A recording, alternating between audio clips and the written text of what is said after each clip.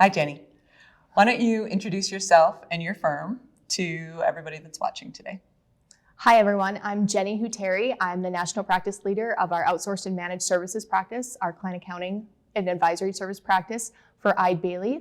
I office out of Fargo, North Dakota, and we're a top 20 CPA firm with offices all over the western part of the U.S. What is your relationship with CPA.com? Our relationship with CPA.com is a very collaborative relationship, I would say, going back to the early stages of when we took our practice from a very after-the-fact, write-up based practice and began the works of moving it into first a cloud technology practice and then really a practice focused more on advisory services. So we've worked really closely with both our CPA.com advisors as well as technology partners that were relationships formed as a result of our relationship with CPA.com. So for the last nearly decade, really worked really closely with them on our practice and its evolution. So we just released our CAS 2.0 white paper. I don't know if you saw it or not yet. And it talks about the CAS 2.0 framework that CPA.com built. Your firm has always been on the forefront of having you started your CAS practice very early on. You guys have been one of the top firms in CAS. So what tips do you have for firms that are thinking about just getting started? One of my earliest tips was be prepared to make the right level of investment. Oftentimes we see firms that are hoping it's successful as an afterthought or as a secondary project or with minimal time. I really think you need to make the right level of investment from a time and resources. You also need someone committed to what it is. So you want to make sure the person you're put in charge of that leadership role sees the vision and is all in, isn't forced into that position, and really commits to the relationships as well.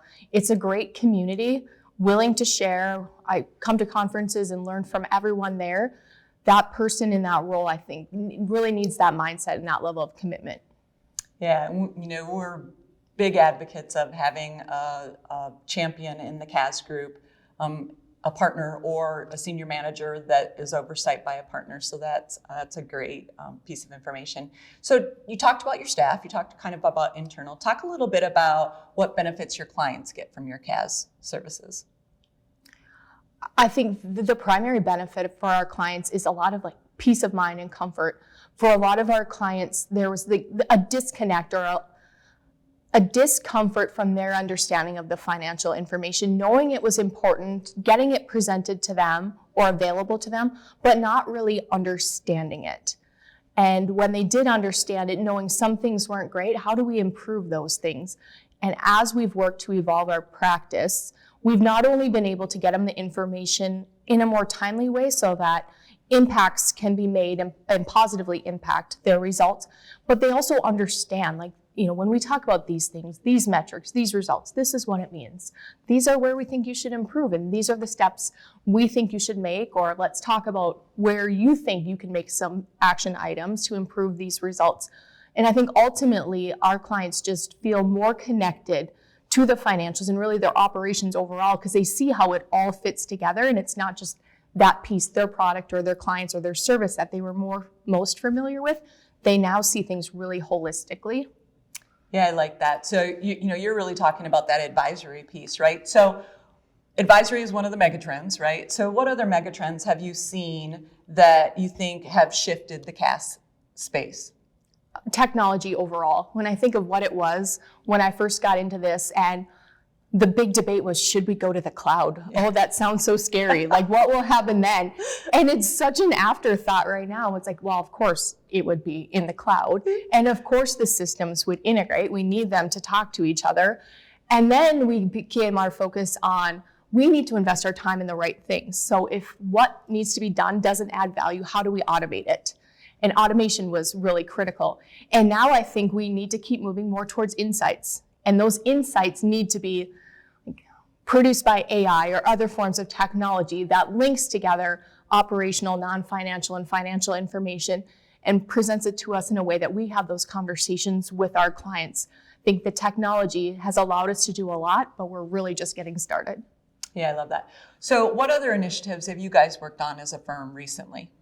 Well, we did a big initiative of taking a large firm, large practice, and pulling it together with one firm structure, which I highly recommend. I think that's been really important to both our growth and standardization, scalability, and upcoming, it will be more of a focus on our industry focus and that advisory level of services for specific industries.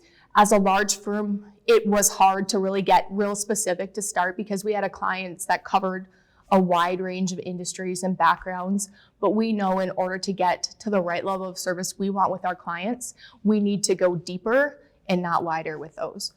Yeah. So tell me, based on your own experience as a partner, what kind of practical advice or guidance do you have for others looking for next steps to get into the CAS space? I would say embrace the community and be really forthright with what you're hoping to know, be willing to share, ask a lot of questions, attend things that you might not know why you would go, and you will learn so much. Just be really open-minded to what's out there, be really connected, make as many relationships that you can with other peers in other firms, with individuals like yourself at CPA.com, with vendors. It's amazing how much the community wants to see each other succeed. I've used the phrase like a rising tide floats all boats. I think that echoes really strongly throughout this community, and our new CAS firms are going to benefit by integrating into the community as quickly as they can. Yeah, you and I have known each other for a long time. We've sat on a round table together with a group of other CAS leaders back when I was actually leading CAS. But I haven't even been kicked off the round table, which is super cool as well. But I think, that was hugely important to me, was to have those connections with the other CAS leaders so that we could talk about the things we were going through. And I think that's just really important. And I like your community conversation. And at CPA.com, we're actually working on for 2024, what is our community going to look like? So we're looking at bringing out some different types of community models that people will be able to get involved with. So that's pretty exciting. It's fantastic.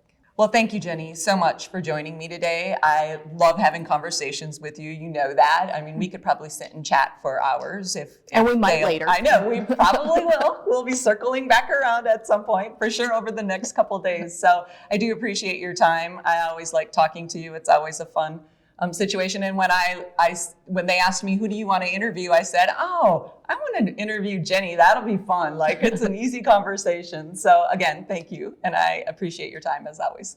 Well, I appreciate the opportunity to be here and to share. I think I would not have gotten where I am without the community being incredibly supportive and open and sharing in all the relationships that I've built over the last nearly 10 years. So it was an honor to be here and have this discussion with you.